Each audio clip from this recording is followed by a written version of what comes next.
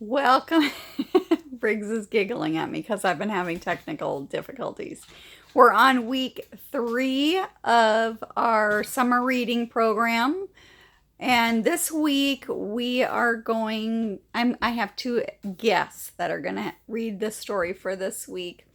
And the craft this week is a catapult. So we're going to start by having the boys show you how to make a catapult. So I'll turn it over to the boys. Are we good? Yes. Alright, so we're going to teach you how to make a homemade catapult that will look like this. And you'll be able to launch little puffballs or pieces of cereal off. And you know, it's a fun thing to make. Pretty easy.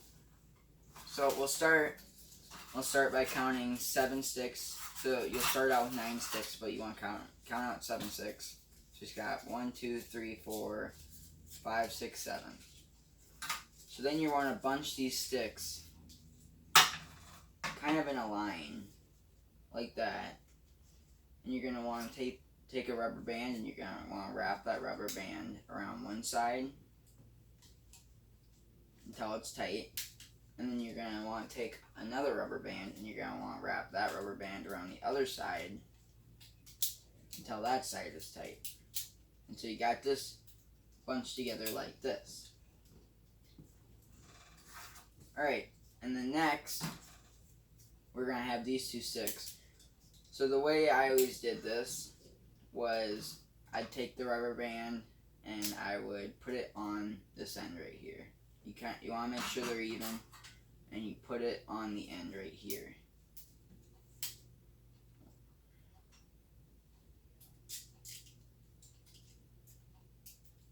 Until that rubber band is tight. After that, you're going to want to lift the 2 popsicle sticks up and make sure you get the rubber band pretty close to the edge.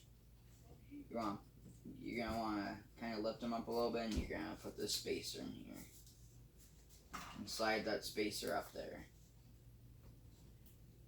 You're then going to want to take another rubber band, and you're going to want to put it where the popsicle sticks and the spacers meet halfway.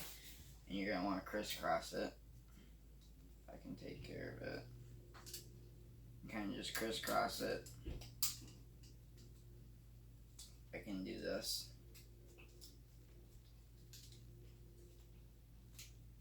Kind of like this. And you're probably gonna want to put 2 rubber bands, so you'll have 2 rubber bands that you can put down there. You do one on one side and one on the other, so it makes an X. Yep.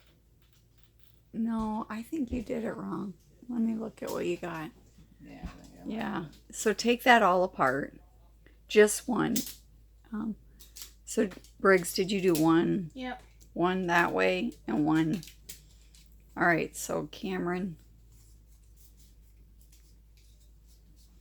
yours should go just along there. Now flip it. Same spot. There you go. Now do the other side. That way. Yeah. And I'm gonna need another rubber band. Or- One left. Do you have one left? Mm-mm. Did one fall on the floor? and then we're gonna end with the spoon. So you'll be able to put your spoon right here, and you can use a rubber band on it, like this, and just kind of wrap it around the spoon until that rubber band is tight. Wrap it between the spoon and popsicle stick on the edge until it is completely tight.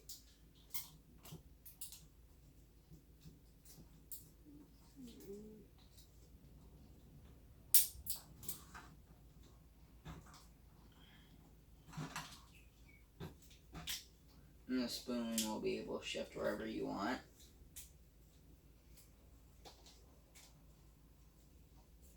For some odd reason, my ink came off. But Briggs's is finished, and you can see how Briggs's will look and how yours will look. Show us how it works, Briggs. Okay, just go. I would hold that bottom part, like the orange one. There, hold it there. Good job, Briggs. And Briggs can move his spoon up and down to make different launches.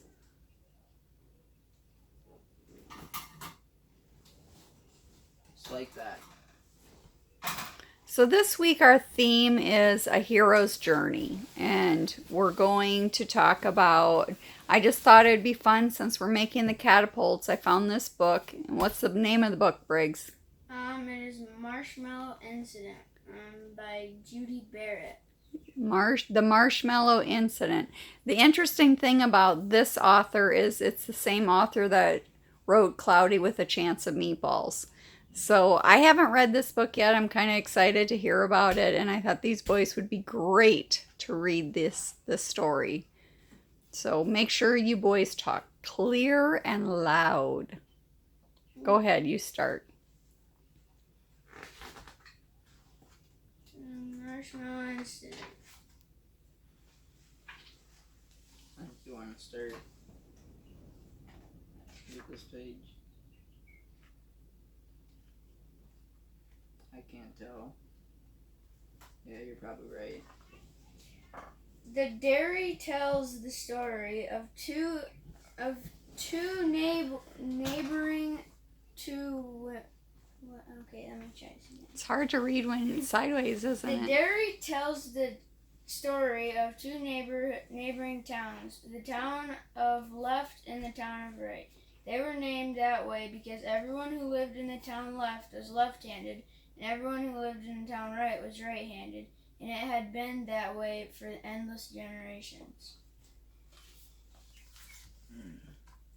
The difference seemed so extreme to the people of Left and Right that they refused to have anything to do with one another. It didn't help that someone had painted bright yellow dotted line between the two towns. The people didn't know who had done it or why, but they never trespassed on or over that line.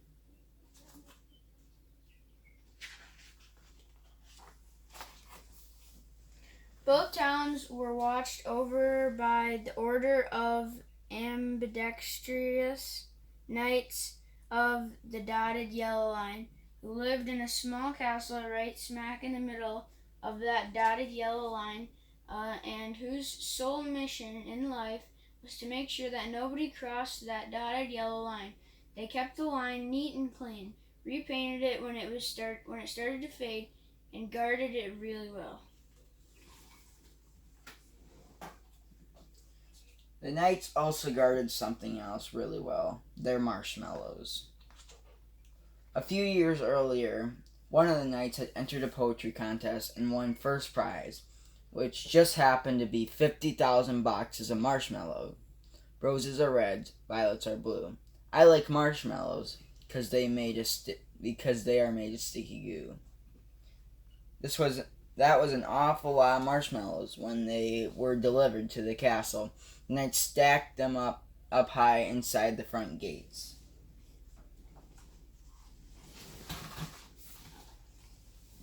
The knights snacked on them and ate them with peanut butter, melted them in baked potatoes, floated them in hot cocoa, put them on pizza, spun them into fluff, fed them to their horses as special treats, and roasted them. I'm not sure about the pizza. Everything else sounded good. One sunny June day, the town of Wright was having its annual picnic, complete with soup and biscuits. Kids were running around and climbing up and down trees and on top of the stone walls. They were getting very close to that dotted yellow line.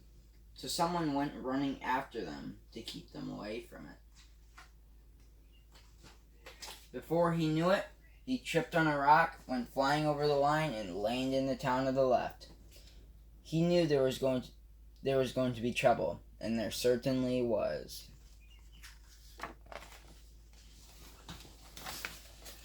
When the knights saw what had happened, they immediately whipped themselves into a frenzy. The line had been crossed. Since it had never happened before, they shouted orders to one another to mount their horses and grab the nearest ammunition, which oddly enough turned out to be their marshmallows. The knights strapped several boxes of marshmallows onto their horses and swarmed out of the castle in a major tizzy to their knighty duty and defend that dotted yellow line. Galloping around, they filled their catapults and fired thousands of marshmallows into the air. Birds caught hold of them in flight, and people ran for shelter. After a few minutes, it looked as if there had been a blizzard. The countryside was littered white with marshmallows. The marshmallows gently bounced off houses and heads, rolled down hills, floated across the lake, got stuck in trees, and amused two confused cows. Look at it in his horns. Look at the marshmallows in the horns.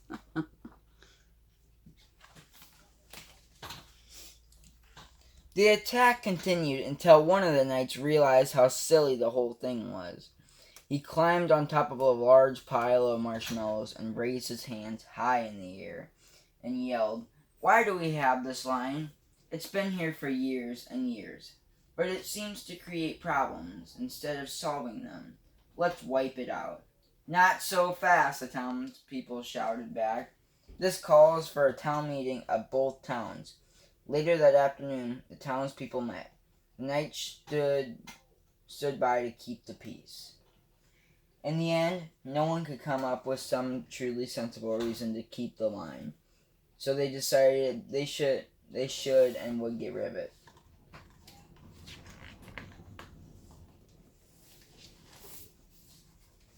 "No more line," shouted the townspeople as they danced around in celebration. "No more line, no more line, no more line. I won't miss it. I can't wait to get rid of it. No more line, no more line. The line will finally be gone. It's about time. No more line, no more line, no more clothesline. I won't miss it."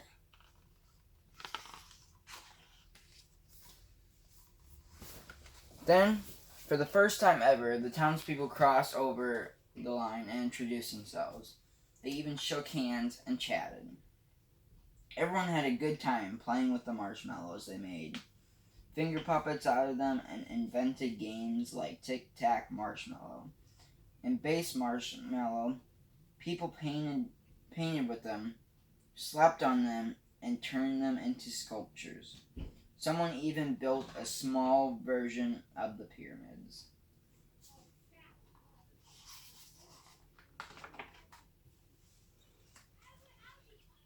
That night, all the people from the towns of left and right roasted marshmallows over a huge roaring campfire. The knights and their horses were there too. Everyone sat in a circle and sang their favorite songs while munching on the delicious gooey treats. The next day, using mops, brushes, and soap, and water, all the townspeople joined together happily to remove the old dotted yellow line. They rubbed at it, scrubbed at it, until the line was completely gone. In time, all the marshmallows disappeared. The rains melted them and washed them away.